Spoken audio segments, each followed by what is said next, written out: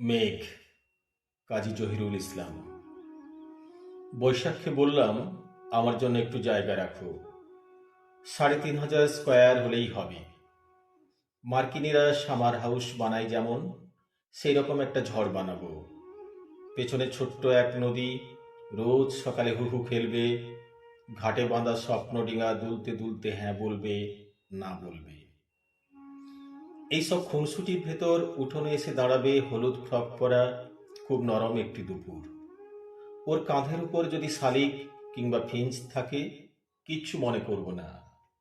তবে কিছুতেই ওর চোখের ভেতরে ঘুমিয়ে পড়া রুশ ভালুক দুটো যেন জেগে না ওঠে।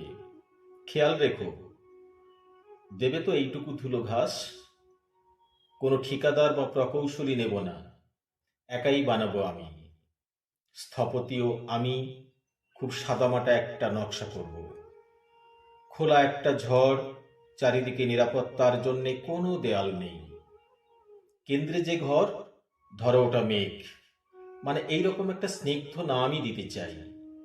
যদি উঠতে চায়, যদি ভাঙতে চায়, যদি গলে জল হয়ে যেতে চায়, হোক। অসংখ্য জানালা দিয়ে বয়ে যাবে আমার মেঘ। মেঘের জন্য আমি দুটো মাত্র দরজা রাখব, কারণ আমি ঢোকার দরজা দিয়ে কখনো বেরোবো না। আগেই তো বলেছি, জানালার কোনো শেষ নেই। জাদুকরের জামার অসংখ্য পকেটের মতো মেঘের সমস্ত গায়ে শুধু জানালা আর জানালা।